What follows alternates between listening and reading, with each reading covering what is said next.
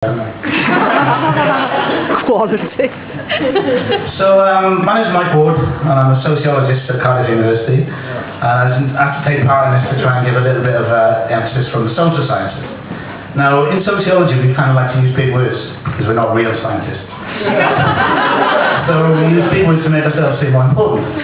Now, some of these big words, I've been taking 7 or 8 years to try and get to know. I still don't fucking know them. We've got words like ethnomethodology, ethnography, symbolic interactionism, and my favourite, phenomenology. So we use these big words to try and get people to understand what we're talking about. We're really talking about people.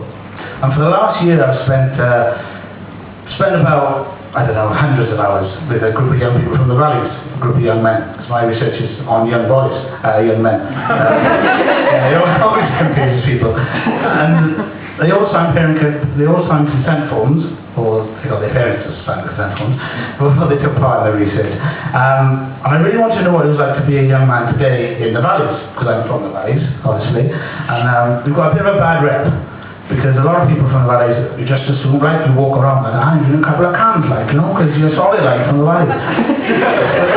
So I really wanted to kind of change the image of what was going on by trying to tell the real story. This involved hanging around in schools, so I literally went back to school. I spent the year as an 18-year-old again, which was a lot of fun. You get to drink a lot of shots. And go out with some people and do some crazy stuff that you haven't done for a long, long time. I know it doesn't look like it, but I'm nearly 30. No, I'm a bit louder than that. And it was quite nice to go back and hang around with a group of young people who I think I have a lot in common with, even though I'm a little bit older. And some of the things we kind of got up to just being a part of the gang, kind of took me away from being a researcher, so I kind of forgot that I was supposed to be in this role. And one of these particular instances, we were sitting in the sixth form common room. And the common room was kind of quite a big area, a horrible, smelly sort of settee over this side, and the other side there was some other people sitting around near the fireplace. And on this one particular day, this one kid called Di. Now I've changed all names, so you're never going to get back to who they really were. You're supposed to do that in ethics.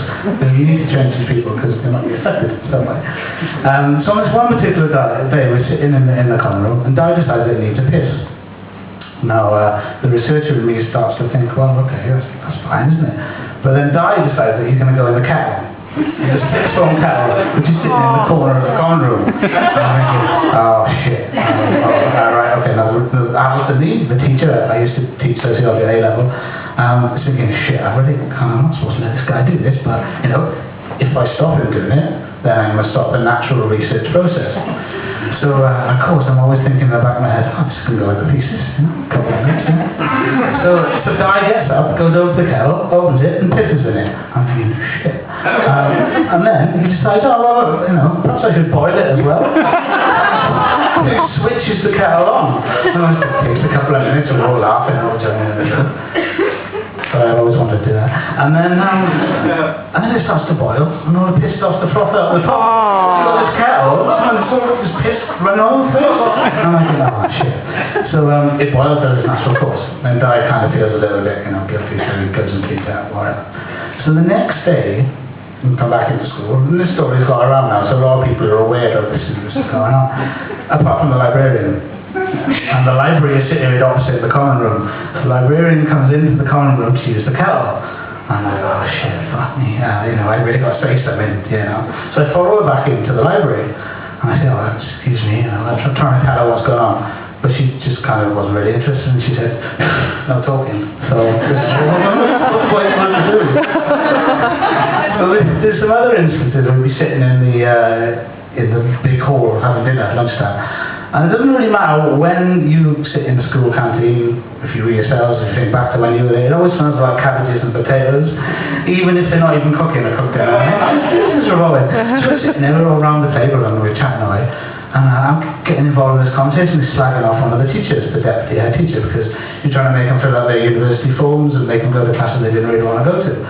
I'm like, oh, I'm joining in. And I'm saying, oh yeah, she's a bit of a bitch, blah, blah, blah. And in my head, I don't really think this, because this woman's trying to do a job, isn't she? And I'm just there kind of doing, my research or whatever. And the next thing, I see this woman like walking across behind me, oh shit, is that woman? So I turn around, I'm like, watch out boys, there she is. I'm thinking, this woman's trying to do a job, it's nothing to do with me. And I'm already sort of like, telling them that there she is. I'm kind of like watching as a sort of lookout or something.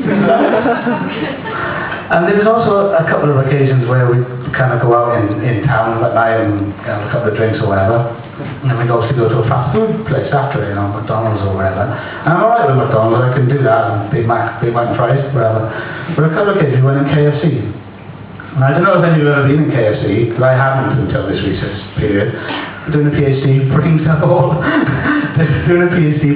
new avenues, and I never thought KFC would be one of them. So I walk in the KFC and thinking, oh shit, I don't want to blow my cool now, obviously, I want to kind of keep in with the lads. Thinking, what the hell do I order? And it kind of took me back to my dad, and my dad obviously used to take us in McDonald's when we were kids. And I go up to the kind of, I'll have chips and a beef burger. And the woman obviously looks up at the array of hamburgers and chips that you could have. And I was thinking, oh shit, right. So I'm there in KFC.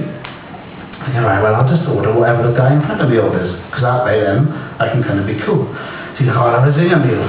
Zinger meal? Fuck, what's that then? Right. Alright, yeah, I'll have one of them as well. Right, so I think, right, fine. And the next question, what side orders do you want with that? Side orders? You never kind of get side orders in McDonald's, just get given to you. Thinking, alright, yeah, well, I'll see what I'm. Coleslaw or beans? With chicken?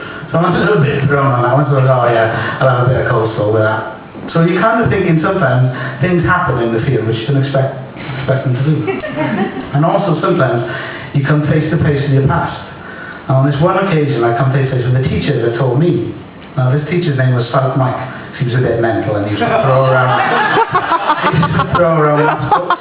Actually, he was a maths teacher. I don't know if any of you, when you were in school, you'd be sitting there and the teacher would just come in for no reason at all. Just go a bit crazy and just start chucking maths books around. So I'm standing in the opening sort of reception area of the school on this one morning, and I literally come face to face in the past with this guy. And I'm like, oh, how's it going?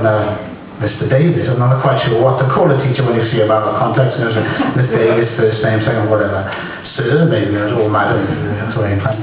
So we're chatting away in this kind of sort of weird, so he can vaguely remember who I am. He doesn't quite remember, we're chatting away. And in the back of my head comes this incident when I was about 12 and I was in a maths class with him.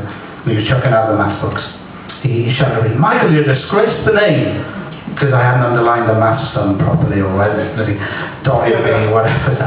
So I'm kind of thinking, well, okay, now this time he's going to have it full barrel. I'm telling him I'm no longer a disgraced the name. I'm doing a PhD. I'm doing some research in the school. Yay! I'm going to do a bit of teaching inside. So we're chatting away in this sort of conversation. And I can see he's nodding and doing that sort of teachery look. Oh, yes. And if any of you ever done a PhD or just going through it at the moment, you realise there's a certain type of look that people do when you're doing it. Like, oh, so what are you doing? Oh, I'm doing a PhD.